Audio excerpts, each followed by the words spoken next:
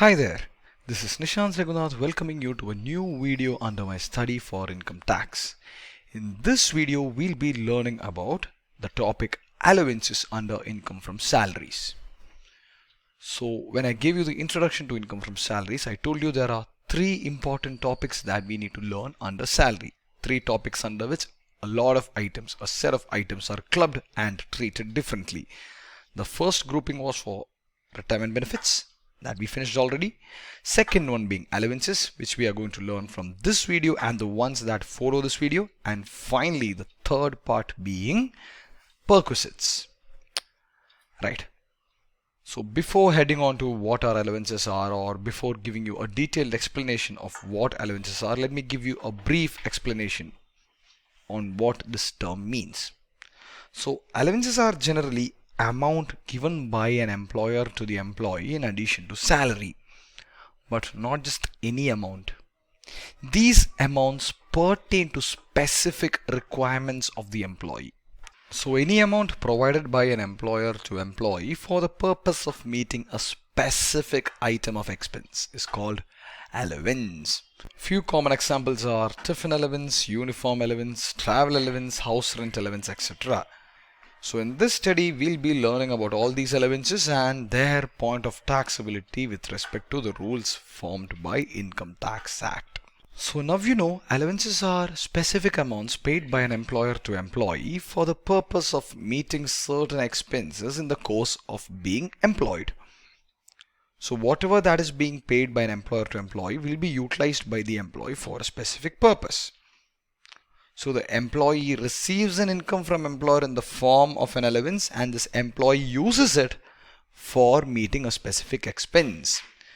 So since this amount received by an employee is not utilized to his fancies or to his wish, the taxability of this item of allowances is pretty unique. So as I said, the first point of allowance is allowance being paid by employer to employee. The second point is employee using it to meet the specific expense for which the allowance was provided. So at point 1, the employee is receiving an income in the form of allowance. So being an income, it will have taxability provisions. But at the second point, the employee is spending this income for the specific purpose for which this item was received. So since the employee is spending whatever income that he is receiving based on certain conditions for a specific purpose, the taxability of this item of income, that is allowance, is going to be pretty unique. So what income tax says is, you are receiving an income in the form of allowance that will have taxability provisions. But since you are using this income for a specific purpose of expense, we will give you certain exemptions. Now the whole income need not be taxed. We will give you exemptions for that income. Alright. Now based on the exemptions provided by Income Tax Act, all the allowances that we have to study are categorized into 4 groupings. So specifically based on the exemptions provided, we can group allowances into 4. First grouping, allowances with exemption based on actual expenditure. Pretty straightforward, right? So the allowances for which exemption is whatever that is actually spent by the assessee, not received by the assessee, but whatever amount an assessee spends, that will be exemption. But whatever is being utilized as an exemption based on the expenditure incurred shall not exceed whatever amount the assessee received from the employer. I'll give you an example. Say assessee receives ₹1,000 as as allowance A. And for that allowance A, assessee incurs expenditure ₹700. So the actual expenditure is 700. Actual income earned is ₹1,000. So out of 1,000, ₹700 shall be exempted. Balance 300 will be taxable. But if assessee received ₹1,000 but incurred an expense of ₹1,200, the assessee cannot take an exemption of ₹1,200. His amount will be limited to whatever that he received. So the deduction with respect to this grouping shall be the minimum of either actual amount received or actual expenditure incurred for such purpose. Got it? Right, that's the first grouping. Going to the second grouping, allowances with exemption based on specified amount. So in this category, while computing exemption, what was received by the SSE, what was spent by the SSE is not just enough. There is a fixed limit of amount which has been given to you by the Income Tax Act, which is to be considered. And that fixed amount is what I mean by the specified amount. So in the second category of items, we need to check what is the specified amount for a particular allowance fixed by the Income Tax Act and then decide what shall be the exemption. So there are multiple items of allowances in this grouping with different specified amounts. We'll learn about them in detail in the coming slides. So that's second part of grouping when it comes to allowance. Let's go to the third one, which pertains to fully exempted allowance.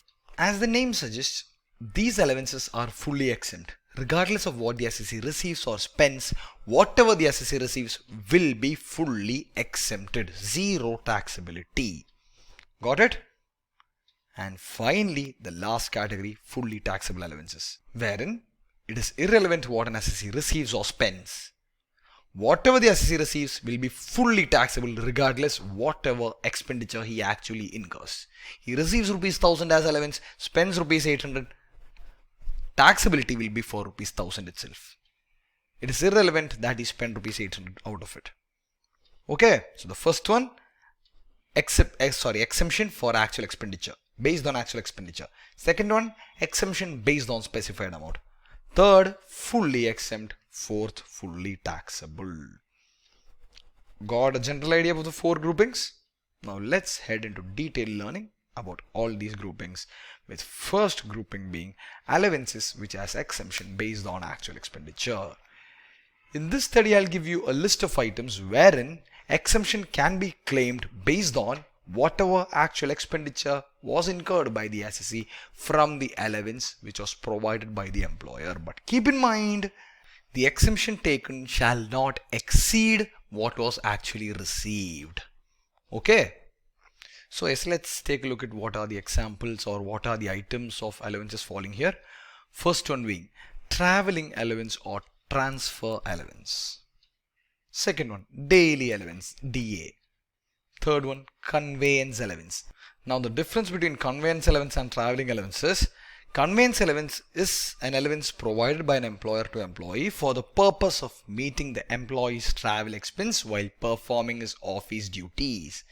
Now, traveling expense might be an allowance provided by an employer to employee for his travel from one point to another point for performing his duties as well, but not for traveling within the limits of his office. Alright, so traveling allowance pertains to tour from one point to a point which is pretty far away. Alright, say from Mumbai to Chennai. But conveyance allowance will be given to an employee working in Mumbai to take care of his office duties which are in Mumbai alone. Alright. Fine.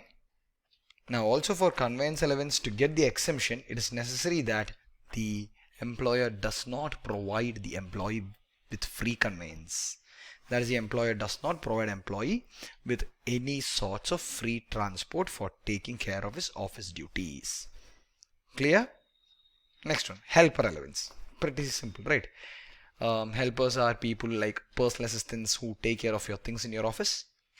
So whoever you have as an assistant in your office to take care of your office duties are helper allowance. Now for helper allowance, whatever expense you incur out of the allowance received shall be taken as an exemption. But then helper and servants are not the same. Servant allowance is completely different. Servant allowance will be fully taxable. Okay, that will fall in the fourth category. Fine. Next item, academic research allowance. If an employer provides you with any allowance for pursuing any academic research, you can take exemption based on the actual expenditure incurred. And then we have uniform allowance. Pretty simple, right? Self-explanatory. I am presuming there is nothing much for me to explain there. And with all these 6 items, we are concluding with the first category. So take notes, memorize these items and get the idea clear. If you have any doubts, let me know. Also, do not get confused between traveling allowance and conveyance allowance. Okay, there is one more allowance called transport allowance, which we will be learning in the next category. So traveling, conveyance and transport are 3 different things. get the concept of all these three things pretty clear in your head. Next category, allowances which has exemption based on specified amounts. In this head, the most important one is house rent allowance from the point of view of our examinations. Okay, so house rent allowance will be of primary importance under this grouping, which we'll be learning in detail here. We also have a set of other items which also we'll be learning here. Let's check what they are. First one, transport allowance. As I said previously, we have traveling allowance, conveyance allowance and transport allowance. Now, what is the difference of transport allowance from traveling or conveyance? It's given on the purpose or conditions. This is an allowance given for traveling between place of residence and duty. So, allowance given to an employee for traveling between his house and office. That is transport allowance. But this shall not be an exemption for every kind of employee. Exemption will only be available for employees who are handicapped, blind, deaf or dumb. Clear? An employer can give this transport allowance to every employee, but only employees who are handicapped, blind, deaf or dumb shall have an exemption. Exemption shall be actual received compared with 3,200 per month and take the lower value. So lower of actual received and the fixed amount, rupees 3,200.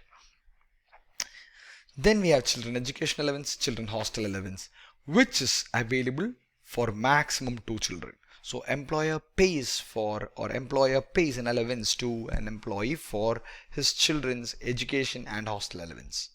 Say an employee has 4 children. Now employee can pay for 4 children, but employee can only take deduction for maximum up to 2 children. Now I'll tell you how that maximum of 2 children will come to play. Say an employer pays rupees 5,000 to an employee as children's education allowance. Now the exemption, it says lower of actual received or rupees 100 per month per child. So actual received was rupees 5,000. Now say employee has 4 children. Okay. Now we need to take the lower of the second item, right? The second item while considering the lower. So the second item says rupees 100 per month per child. So say 100 rupees per month, 12 months, 100 into 12. Per child, we cannot use 4, but only use 2 because it is limited to a maximum of 2 children. So 100 into 12 into 2. Got it? Fine, that will limit the amount to 4,800. Right? Sorry, 2,400. So actual received was 4,000. The maximum allowable was 2,400. Take the lower, that is 2,400. Same treatment for children hostel allowance. The only difference being 100 replaced with 300. This child will be limited to 2. Clear? Then we have truck drivers allowance, which is a kind of a daily expense allowance provided to truck drivers who are working in transport system.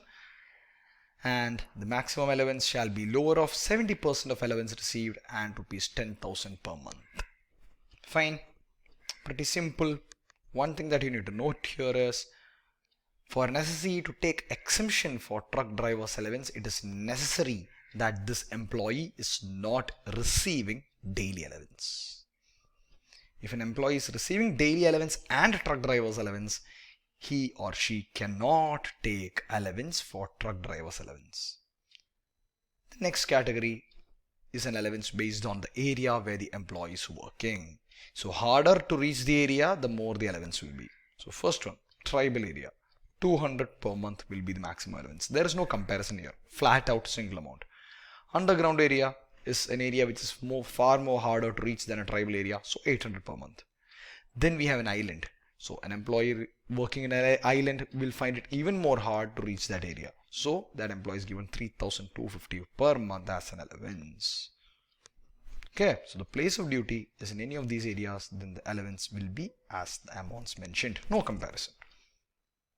Next item, we have house rent allowance, which we will learn in the next video. So see you there. I am hoping everything is clear with respect to the first grouping and all these items in the second grouping up to island area allowance. If you have any doubts, please let me know. I am more than happy to help you understand better. So let's head to house rent allowance HRA under section 10 subsection 13A next. See you there.